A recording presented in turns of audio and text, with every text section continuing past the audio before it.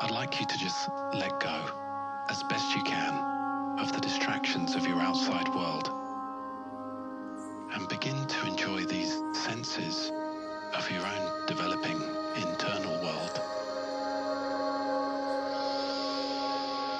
And you may begin to discover, as you do move a little further into your peaceful awareness, that it's often much easier to notice those other non-visual senses within us.